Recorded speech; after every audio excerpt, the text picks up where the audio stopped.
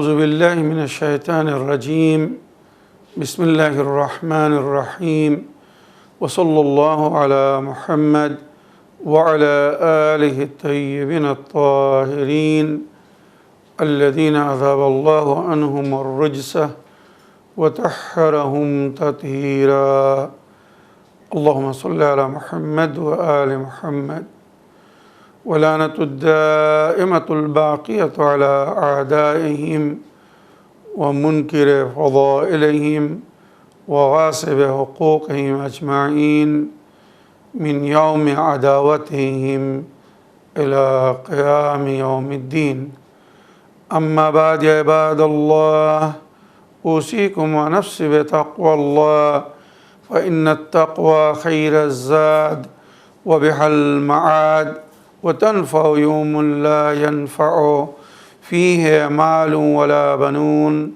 إلا من أتى الله بقلب سليم وصلى الله على محمد وعلى آله الطيبين الطاهرين اللهم صل على محمد وآل محمد وعجل فرجهم আমার প্রিয় দর্শক ও শ্রোতাবৃন্দ আসসালামু আলাইকুম ওয়া রাহমাতুল্লাহি ওয়া বারাকাতুহু আপনাদের সকলকে আন্তরিক সালাম ও শুভেচ্ছা জানিয়ে আজকের অনুষ্ঠান ইসলাম ইন বাংলায় আপনাদেরকে স্বাগতম জানাই। আশা করি আপনারা যে যেখানে আছেন ভালো আছেন, কুশল ও মঙ্গলে আছেন, সুখে থাকুন, শান্তিতে থাকুন, সমস্ত প্রকারের দুঃখ কষ্ট থেকে মুক্তিতে থাকুন। আল্লাহ রব্বুল আলামিনের কাছে এই কামনা করি। যারা অসুস্থ আল্লাহ তাদেরকে সুস্থতা দান করুন, যারা ঋণে ভুগছে আল্লাহ তাদেরকে ঋণ মুক্তি করুন। ওইরূপ যাদের জীবনে কোনো প্রকারের অভাব বা অশান্তি আছে আল্লাহ রব্বুল আলামিন তাদের সকলের জীবনে সুখ শান্তি দান করুন ও সকলের মনোকামনা আশাকে পূরণ করুন। আমাদের সকলকে সৎ পথে চলার, অসৎ পথ থেকে দূরে থাকার এবং এক অপরকে সৎ উপদেশ দেওয়ার তৌফিক দান করুন। আমরা যেন সত্য বা হক জিনিসকে জেনে শুনে মেনে তার উপরে আমাল করে সেটা অন্যদের সামনে তুলে ধরতে পারি বা সকলের কাছে পৌঁছে দিতে পারি। আল্লাহ রব্বুল আলামিন আমাদেরকে সেই মনোবল ও নেক তৌফিক দান করুন। আমিন ইয়া রাব্বাল আলামিন। এই দোয়ার সঙ্গে আজকের পর্ব শুরু করতে চলেছি। বিনা কোনো ভূমিকায় সরাসরি আপনাদের পাঠানো পেন্ডিং প্রশ্নের উত্তর দিতে চাই। তাই আসুন দেখি কোথা থেকে কে কী প্রশ্ন করছেন বা কে কী জানতে চাচ্ছেন। আগে একটি লিখিত চিঠি পড়ব, তারপর ইনশাল্লাহ আপনাদের পাঠানো ভয়েসমেল বা অডিও রেকর্ডিং প্লে করব। আসসালামু আলাইকুম জনাব মাওলানা সাবির রেজা সাহেব, আমি নদিয়া জেলা থেকে সুরাজ শেখ বলছি। মাওলানা সাহেব, আমার প্রশ্ন হলো, আল্লাহ রব্বুল আলামিন একজন মমিন এবং মমেনা মানুষকে বালা মুসিবত দেন, এর কারণ কি? এই বিষয়ে আপনি একটু বিস্তারিত আলোচনা করবেন। ওয়ালাইকুম আসসালাম ওয়া রাহমাতুল্লাহি ওয়া বারাকাতুহু। আমার প্রিয় ভাই সুরাজ শেখ সাহেব, আপনার চিঠি লেখার জন্যে এবং সুন্দর একটি বিষয়ে জানার জন্যে, প্রশ্ন রাখার জন্যে ধন্যবাদ জানাই। আপনি জানতে চাচ্ছেন যে আল্লাহ রব্বুল আলামিন আমাদেরকে মুমিনিন বা মুমিনাতদেরকে বিভিন্ন প্রকারের বালা ও মুসিবতে কেন গ্রেফতার করান বা করেন। তো এ বিষয়ে কোরআনের আয়াত বলছে, ওয়ালানাবলুয়ান্নাকুম বিশাইইম মিনাল খাউফি ওয়াল জুই ওয়া নাকসিম মিনাল আমওয়ালি ওয়াল আনফুসি ওয়াস সামারাত ওয়া বাশশিরিস সাবিরিনা আল্লাযীনা ইযা আসাবাতুহুম মুসিবা ক্বালু ইন্না লিল্লাহি ওয়া ইন্না ইলাইহি রাজিউন উলাইকা আলাইহিম সালাওয়াতুম মির রাব্বিহিম ওয়া রাহমা ওয়া উলাইকা হুমুল মুহতাদুন। আল্লাহ রব্বুল আলামিনের ইরশাদ হচ্ছে, আমি তোমাদের পরীক্ষা নেব। এই যে আমরা বিভিন্ন প্রকারের সমস্যার সম্মুখীন হই, বালা ও মুসিবতে গ্রেফতার হই, এটা আল্লাহর পরীক্ষা। আল্লাহ যার ওয়াদা করেছেন, বরং আমাদের সৃষ্টির উদ্দেশ্যের মধ্যেও এটা জিকির হয়েছে। তাবারাকাল্লাযী বিয়াদিহিল মুলক, সূরা মুলকের শুরুতেই এর জিকির হয়েছে। তাবারাকাল্লাযী বিয়াদিহিল মুলক আল্লাযী খালাকাল মাউতা ওয়াল হায়াত লিয়াবলুয়াকুম আইয়ুকুম আহসানু আমালা।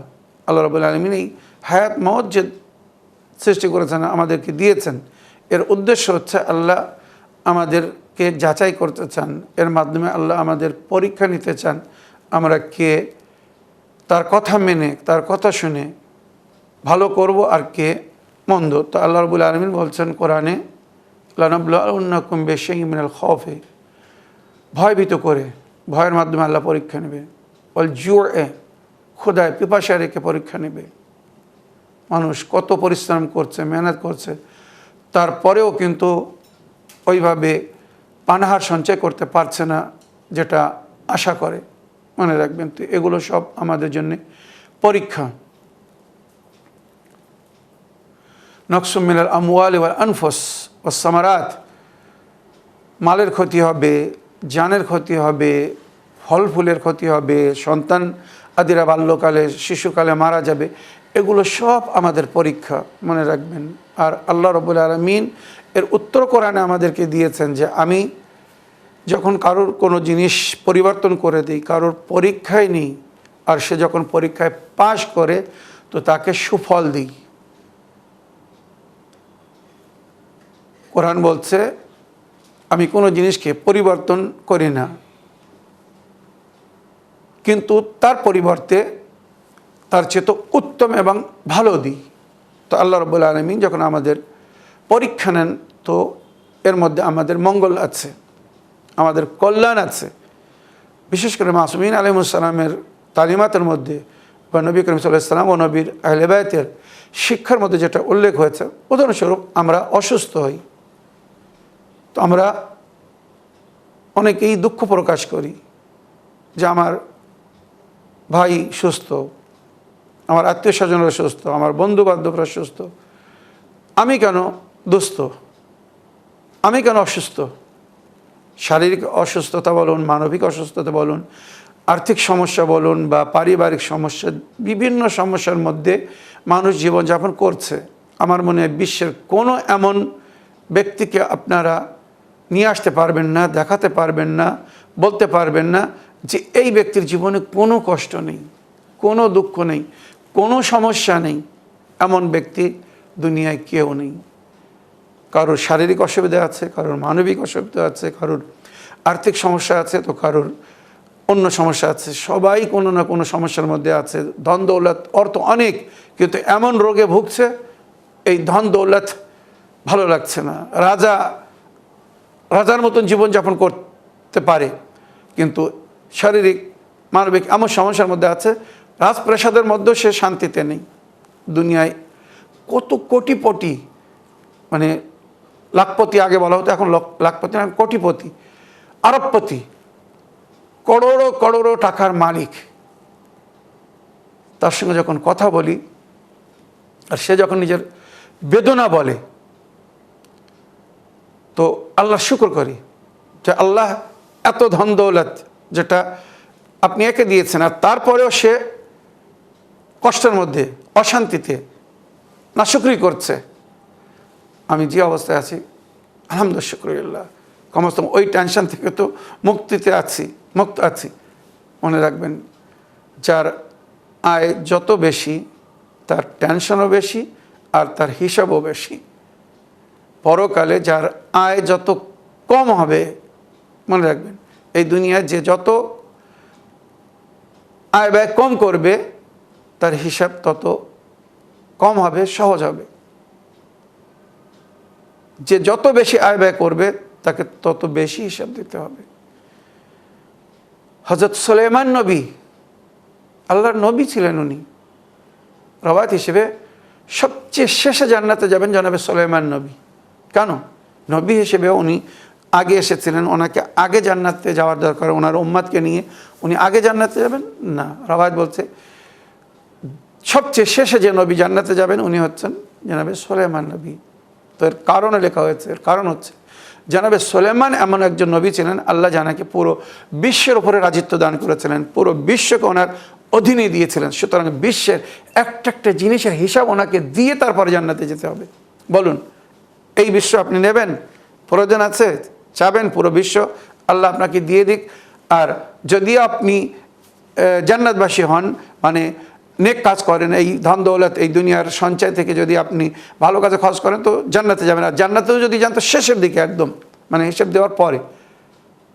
আর যে হিসেব মানে এই দুনিয়ায় কম খরচ করবে, কম আয় করবে, কম ব্যয় করবে, তার হিসেব তত সহজ হয়ে যাবে। আমি এই বিষয়ে জানাবে বেহলুল দানার ঘটনা আপনাদেরকে বহুবার উদাহরণ দিয়ে বলেছি। হারুন রশিদ নিজের দরবারে বেহলুল দানাকে ডেকে জিজ্ঞাসা করছিল যে, বেহলুল, পরকালে আমার আর তোমার হিসেব কি করে হবে? তুমি আগে জান্নাতে যাবে না আমি আগে জান্নাতে যাব? তো জানাবে বেহলুল বললেন, এর সিদ্ধান্ত এখানেই হতে পারে, এখানে আমি প্র্যাকটিক্যাল দেখিয়ে দিচ্ছি। আপনি আগে যাবেন না আমি আগে যাব, আপনি কি করে হিসেব দেবেন আমি কি করে হিসেব দেবো। তো বাদশাহ বলল, ঠিক আছে দেখাও।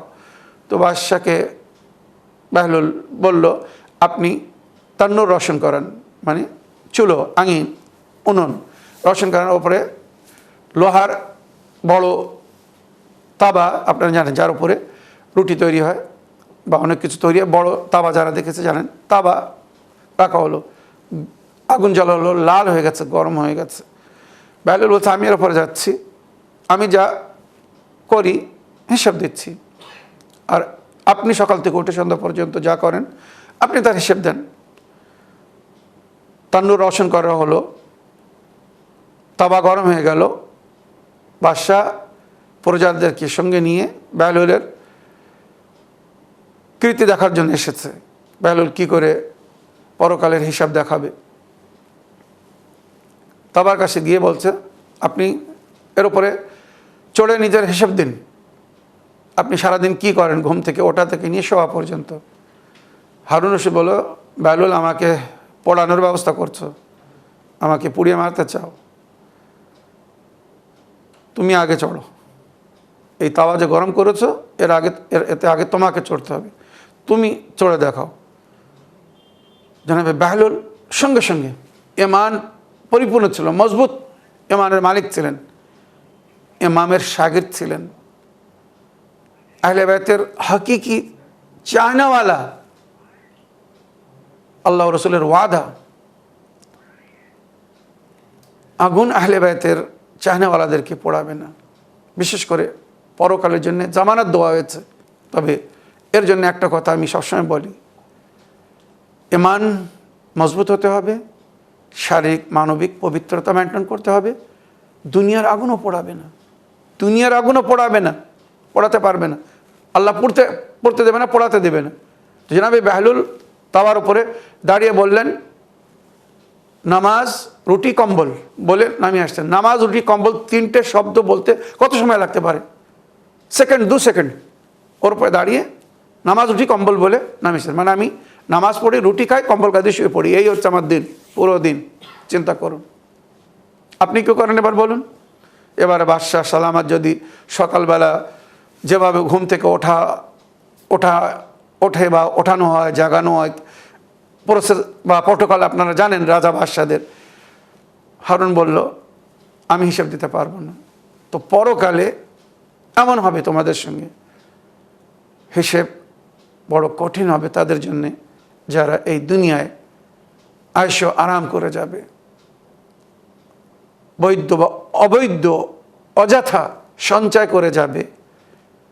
দুনিয়ার পেছনে যারা পড়ে আছে তারা বুঝতে পারছে না যে তাদের পরকাল হিসেবের দিন কত কঠিন হবে। তাই আমার প্রিয় সুরাজ শেখ ভাই, এখানে আমি একটা রওয়ায়াত শোনাতে চাই। আশা করি আপনার প্রশ্নে আপনি উত্তর পেয়েছেন, বুঝতে পেরেছেন যে আল্লাহ আমাদেরকে এই পরীক্ষায় কেন ফেলে। এর কারণ হচ্ছে, এটা কোরআন হাদিসের মধ্যে উল্লেখ হচ্ছে, তাফসীরের মধ্যে উল্লেখ আছে, আল্লাহ যখন কারোর পরকালকে উজ্জ্বল দেখতে চায়, ভালো দেখতে চায়,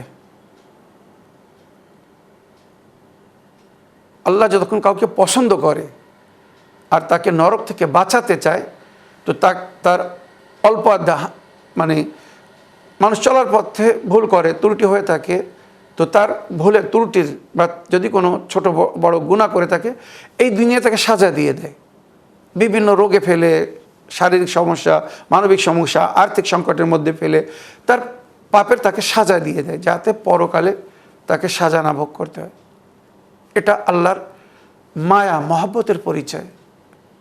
তাই অসুস্থ হলে দুস্থ হলে, জীবনে কষ্ট এলে নালিশ করতে নেই, শিকায়ত করতে নেই। হয়তো আল্লাহ রাব্বুল আলামিন আমার বা আপনার মঙ্গল চান বলে এই পরীক্ষার মধ্যে ফেলে দিয়েছেন। এর উল্টো আল্লাহ যাকে পরকালে কঠোর সাজা দিতে চায়, জাহান্নামের আগুনে নিক্ষেপ করতে চায়, এই দুনিয়ায় তারা ভুল করছে, আর ভুল করার পরেও আল্লাহ তাদেরকে সাজা দিচ্ছে না, বরং আরও তাদেরকে ধন দৌলত বেশি দিচ্ছে, অধিক দিচ্ছে।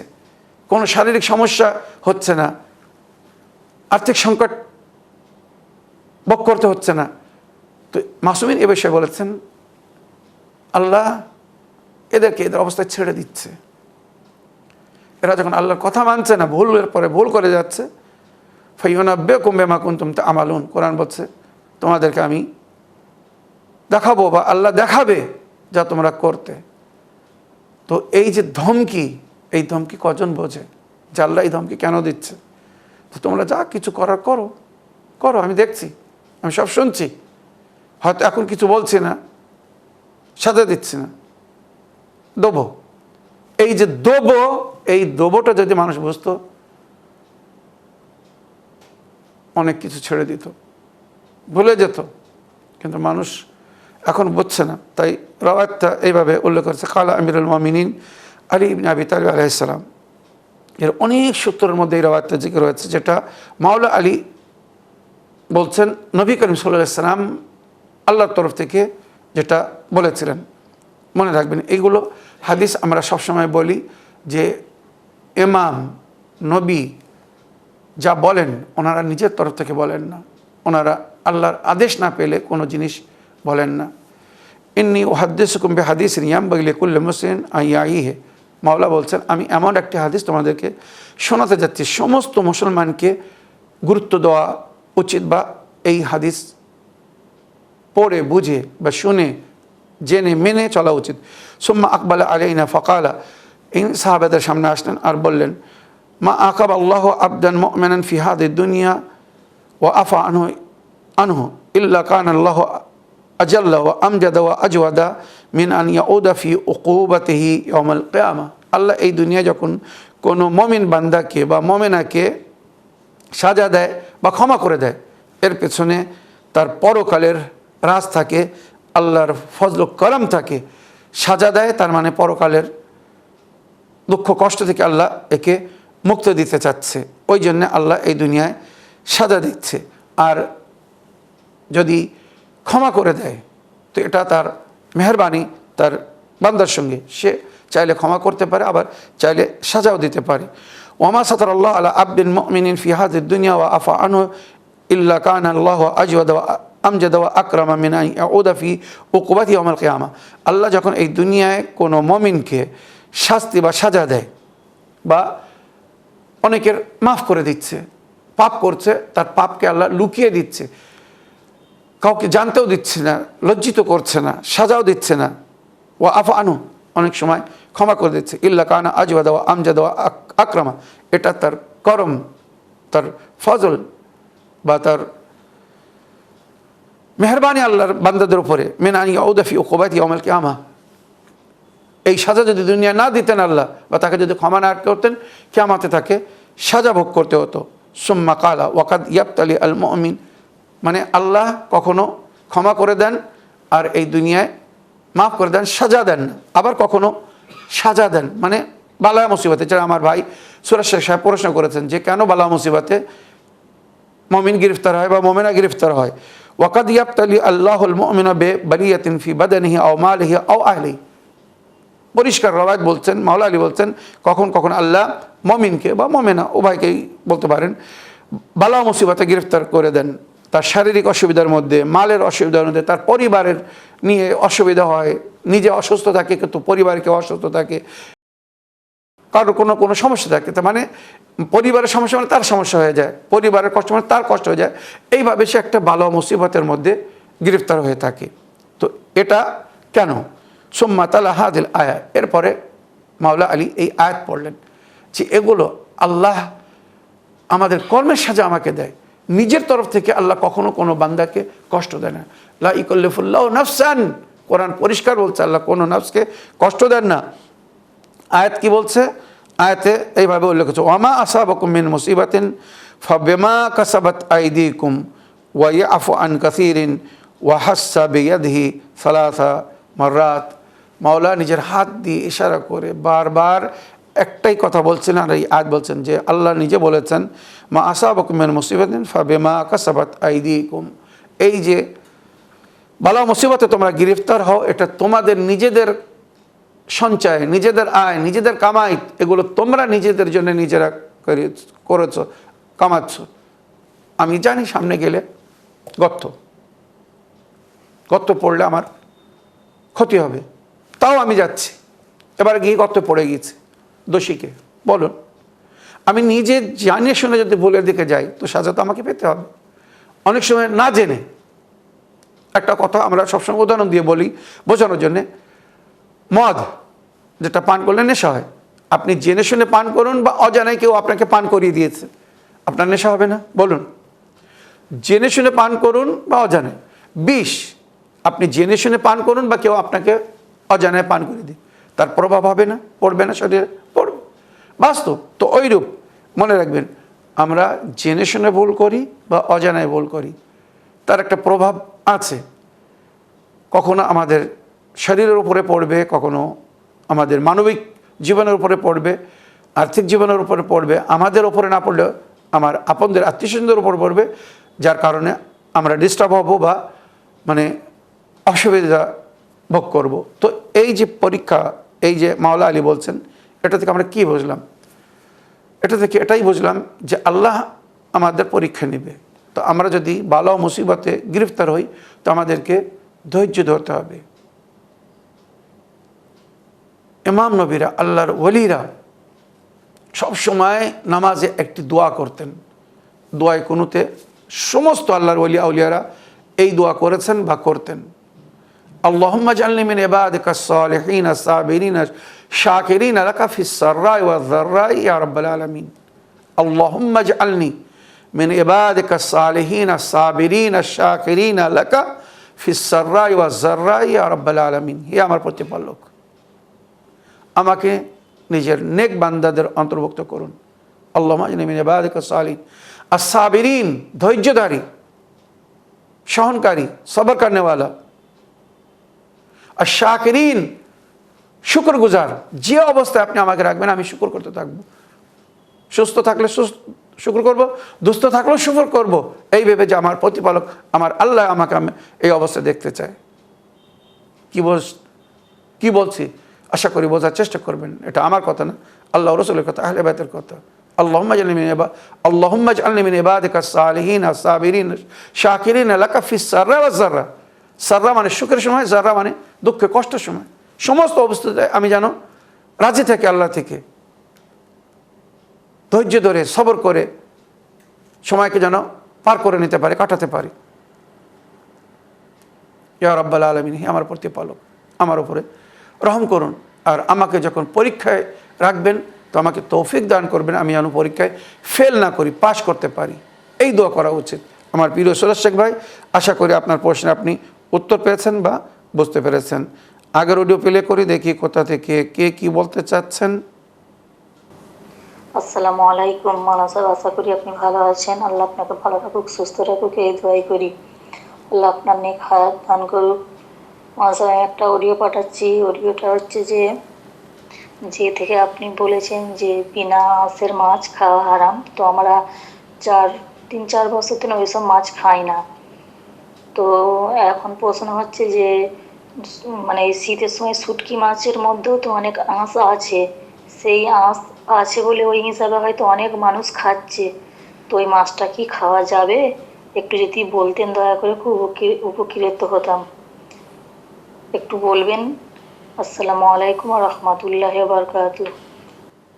ওয়ালাইকুম আসসালাম ওয়া রাহমাতুল্লাহি ওয়া বারাকাতুহু। আমার প্রিয় বোন, আপনার ভয়েসমেলের জন্য আপনাকে ধন্যবাদ জানাই। শুটকি মাছ, শুকনো মাছ যেগুলো পানি থেকে ধরার পরে শুকিয়ে গোডাউনে রাখা হয়, ওগুলো শীতকালে এক্সপোর্ট হয় বা বিক্রি হয়।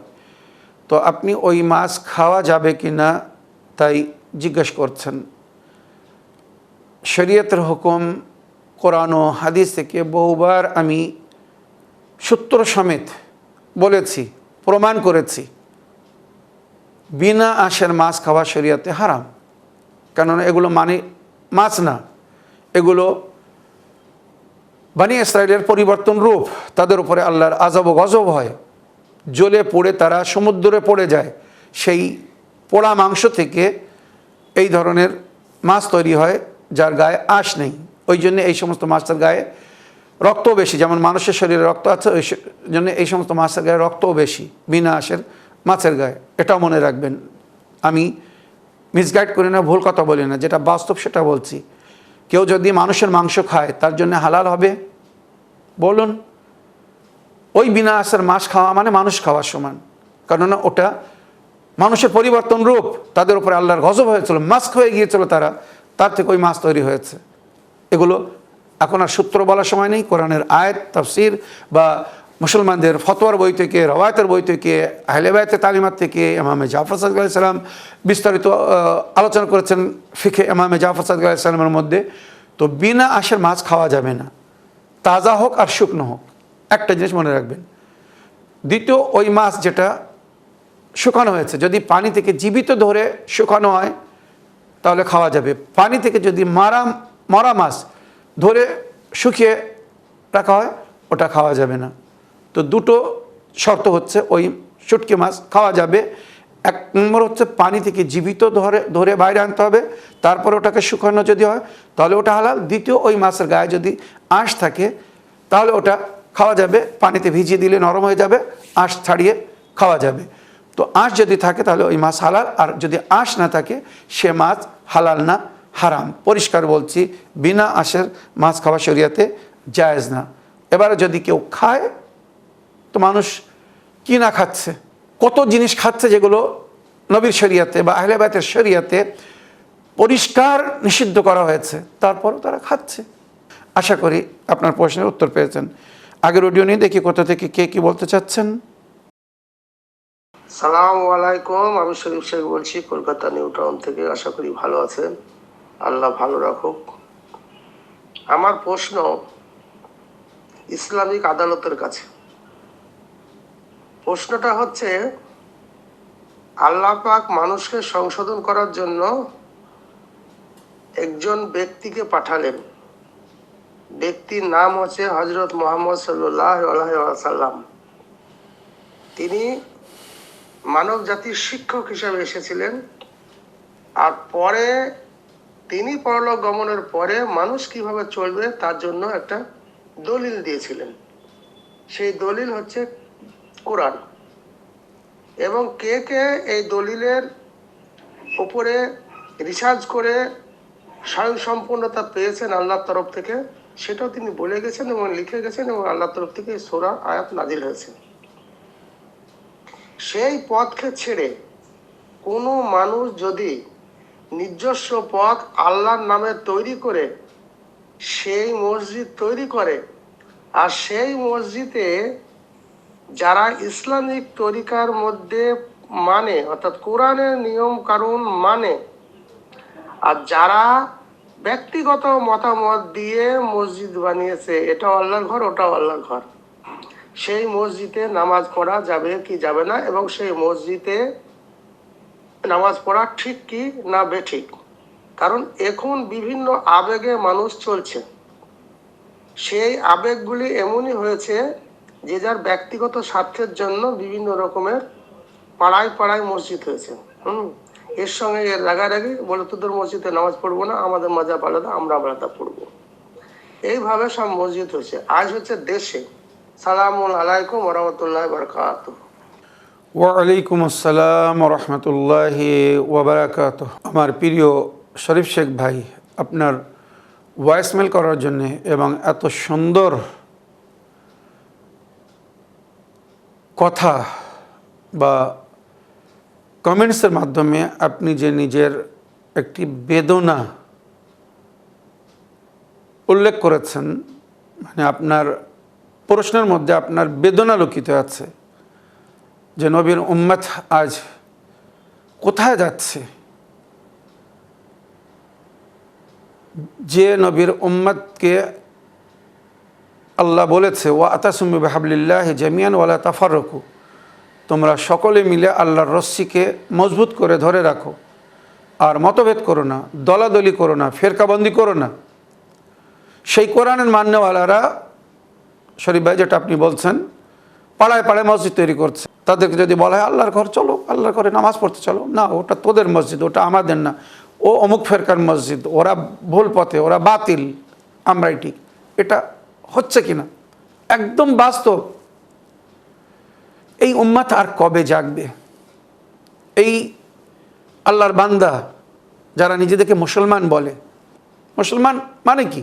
যে আল্লাহর হুকুমের আগে নতশির হয়েছে, তাকে বলা হয়েছে মুসলমান।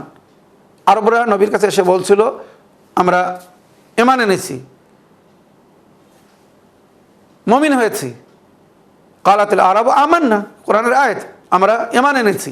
তো আল্লাহ নিজের নবীকে সঙ্গে সঙ্গে কি বললেন? জিবরাইল আমিনের মাধ্যমে ওই করে বললেন, আয় আমার নবী এদেরকে বলে দিন,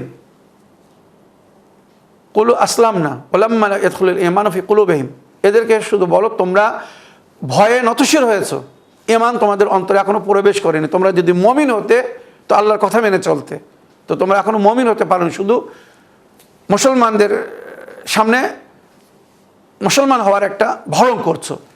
এই মুসলমানের অভাব নেই, একদম বাস্তব কথা বলছি।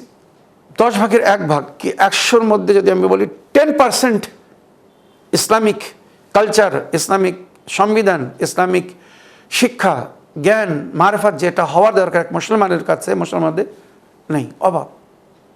তো কি করে তারা অন্যদের জন্য আইডিয়াল হবে, উদাহরণ হবে? তাদেরকে দেখে অন্যরা ইসলামকে কি করে জানবে, কি করে মানবে, কি করে শিখবে? বলুন আমার প্রিয় শরীফ ভাই, আপনার প্রশ্নের উত্তর আমি কোরআনের আয়াত থেকে দিতে চাই। আয়নার মতো এদের জন্য কোরআন বলছে, কোরআনে এদের উল্লেখ হয়েছে সূরা তওবা আয়াত নম্বর 107। কোরআন কি বলছে শুনুন, সূরা তওবা আয়াত নম্বর 107, ওয়াল্লাযীনা ইত্তাখাযু মাসজিদান জিরানান ওয়া কুফরান ওয়া তাফরিকান বাইনাল মুমিনিন ইরসাদান লিমান হারাবাল্লাহু ওয়া রাসূলুহু মিন ক্বাবল ওয়ালা ইয়াখলিফুন্না ইন আরাদনা ইল্লাল হুসনা ওয়াল্লাহু ইয়াশহাদু ইন্নাহুম লাকাযিবুন। এর তর্জমা শুনবেন, যেটা সমস্ত তর্জমা বা তাফসীরের মধ্যে লেখা হয়েছে। और जिन लोगों ने मस्जिद ज़िरार बनाई, যারা মসজিদে জেরার বানিয়েছে, মসজিদে জেরার মানে ক্ষতি করার জন্য মসজিদ বানিয়েছিল। নবীর শহর মদিনায় কিছু মুসলমানেরা মসজিদ তৈরি করেছিল, কিসের জন্য জানেন? কোরআন কি বলছে? আল্লাহর উপাসনা ইবাদতের জন্য না, ইসলামকে মজবুত করার জন্য না, মুসলমানদের মজবুত করার জন্য না। जिन लोगों ने मस्जिद ज़िरार बनाई और उसके ज़रिए इस्लाम को नुकसान पहुँचाई, मस्जिद ज़िरार বানিয়েছে তার মাধ্যমে ইসলামকে ক্ষতি করেছে, নুকসান দিয়েছে, ওই মসজিদে বসে ইসলামের বিরুদ্ধে ষড়যন্ত্র হতো, ইহুদিদের জন্য কাজ হতো, খ্রিস্টানদের জন্য কাজ হতো, কুফার ও মুশরিকিনদেরকে সমর্থন জানানো হতো। দিন বা দিন মুসলমান বা ইসলামের অন্তর্ভুক্ত যারা নিজেদেরকে মনে করছে পতনের দিকে যাচ্ছে, অধম হয়ে যাচ্ছে। এর কারণ কি? শিক্ষার অভাব, জ্ঞানের অভাব, মারেফাতের অভাব। হকিকতকে জানার যারা চেষ্টা করছে না, বাস্তবকে তারা জানছে না, শুনছে না, মানছে না, তার কারণে এদের অবস্থা পতনের দিকে যাচ্ছে, দিন বা দিন মানে জঘন্যতার দিকে চলে যাচ্ছে মুসলমান সমাজ। আমরা দুনিয়াকে ফেস করছি। হয়তো আপনারা গ্রাম অঞ্চলে বসবাস করছেন, সীমিত সম্পর্কে আছেন, সীমিত বা লিমিটেড লোকের সঙ্গে দেখা সাক্ষাৎ কত হয়, কিন্তু আমরা যখন দুনিয়ার সঙ্গে একটা সম্পর্কে এসেছি, পুরো দুনিয়ার উপরে যখন নজর রেখে চলছি, বিভিন্ন শহর, বিভিন্ন এলাকা, বিভিন্ন দেশের যখন অবস্থা দেখছি, রক্তের অস্ত্রপাত যদি করা হয় তো কম। মুসলমানদের সঙ্গে যা হচ্ছে বা অন্যরা করছে, আর এর কারণ মুসলমানেরা নিজেরাই নিজের পায়ে কুরুল মারছে। কথা বলে নিজের পায়ে নিজে কুরুল মেনো না, এরা নিজের পায়ে নিজেরা কুরুল মারছে। আমি আগেই আয়াতের তর্জমাটা করে নিই, নইলে রয়ে যাবে। और जिन लोगों ने मस्जिद ज़िरार बनाई और उसके ज़रिए इस्लाम को नुकसान पहुँचाई और कुफर को तक़वियत पेश बख्शी, কুফরদেরকে মজবুত করেছিল মসজিদ বানিয়ে। কে বলছে? আল্লাহ বলছে কোরআনে, আমি বলছি না, কোরআনের আয়াত পড়ছি। और मोमिनीन के दरमियान इख्तिलाफ पैदा करे, मोमिनीनদের মাঝখানে দ্বন্দ্ব সৃষ্টি করে দিয়েছে। মসজিদ বানিয়ে मोमिनদের মাঝখানে দ্বন্দ্ব, मतभेद, पार्थक्य, मोमिन के दरमियान इख्तलाफ पैदा करें और पहले से खुदा और रसूल से जंग करने वालों के लिए पनाहगाह तैयार करें। আল্লাহ রসুলের সঙ্গে যারা যুদ্ধ করছিল তাদের জন্য ওই মসজিদ আশ্রয় স্থান করে দিয়েছিল। ওখানে মসজিদ থেকে আল্লাহ রসুলের বিরুদ্ধে তারা যুদ্ধ করছিল। তাহলে সে কি মসজিদ হতে পারে? এই হচ্ছে মসজিদুল জিরার। যদি মসজিদ থেকে ফিতনা সৃষ্টি হয়, দ্বন্দ্ব সৃষ্টি করা হয়, এক অপরের সঙ্গে ঘৃণা করা শেখানো হয়, যেখানে আল্লাহ আমাদেরকে এক অপরকে ভালোবাসতে বলছেন, মায়া মহব্বতের সঙ্গে জীবনযাপন করতে বলছেন, সেই আল্লাহর ঘর থেকে যদি পয়গাম দেওয়া হয় যে অমুকের সঙ্গে মিলো না, অমুকের সঙ্গে সাক্ষাৎ করো না, অমুকদের সঙ্গে কথা বলো না, অমুকদের সঙ্গে ওঠা বসা করো না, কোনো ওদের সঙ্গে লেনদেন করা যাবে না, বলুন এই যে পয়গাম দেওয়া হচ্ছে এটা আল্লাহপন্থী না আল্লাহ বিরোধী? নবীর শরীয়ত অনুযায়ী না নবীর শরীয়ত বিরুদ্ধে? নবীর শিক্ষা বা তালিমাতের অনুযায়ী অন্তর্ভুক্ত না বিরুদ্ধে? নবীর সুন্নাত এটা না নবীর সুন্নাতের বিরুদ্ধে? ভেবে দেখুন আমি কি বলছি, একবার ভাবুন আমার শরীফ ভাই। এই যে আপনার বেদনার সঙ্গে আমি আমার বেদনাকে সম্মিলিত করলাম, এগুলো মনের বেদনা, এটা রাগ না, এটা কষ্ট যে উম্মত কেন এখনো বোঝার চেষ্টা করছে না, কেন এখনো হকিকতকে জানার চেষ্টা করছে না। এদের ভুল ভাঙবে, যুগের ইমামকে আসতে দিন, সব ঠিক হয়ে যাবে। আসুন আজকের এপিসোডের শেষ একটি অডিও নিই, ইনশাআল্লাহ এরপরে বাকি অডিও অন্য এপিসোডে নেব। আসসালামু আলাইকুম। আমি এই হনিম চ্যানেল দেখে আল্লাহর হুকুমে আমি অনেক কিছু শিখেছি। আমি নমাজ পড়ি বাড়িতে, আমার মতন নমাজ যে নমাজ কোরআনে আছে সেই নমাজ আমাদের এখানে কেউ পড়ছে না। আমি রোজা নমাজ আমার আহলে বায়াতের সিস্টেমে আমি চলছি, চলার চেষ্টা করছি। আমার প্রতিপালক যেন আমাকে সারা জীবন যেন আমি মৃত্যু পর্যন্ত যেন আমি আহলে বায়াতের অনুসারী হয়ে যেন পৃথিবীতে যেতে পারি। আসসালামু আলাইকুম রহমতুল্লাহি ওয়া বারাকাতুহু। ওয়ালাইকুম আসসালাম রহমতুল্লাহি ওয়া বারাকাতুহু। আমার প্রিয় বড় ভাইজান, বাচ্চা যান, আল্লাহ আপনাকে দীর্ঘজীবী করুন, নেক হায়াত ও হেদায়েত দান করুন। আপনি সঠিক পথের পথিক হয়ে চলার চেষ্টা করতে বা চলছেন, আহলে বায়াতের পথের পথিক হয়ে চলছেন, সঠিকভাবে যেভাবে কোরআন আমাদেরকে নামাজ পড়তে বলেছে, রোজা রাখতে বলেছে, আপনি সেইভাবে নামাজ রোজা করছেন। আল্লাহ আপনার নেকিকে কবুল করুন। দুনিয়া কি করছে দেখার দরকার নেই। এই বলে আমার আজকের বক্তব্য এখানে শেষ করলাম। ও আখিরু দাওয়ানা আলহামদুলিল্লাহি রাব্বিল আলামিন। ওয়াসসালামু আলাইকুম ওয়া রাহমাতুল্লাহি ওয়া বারাকাতুহু।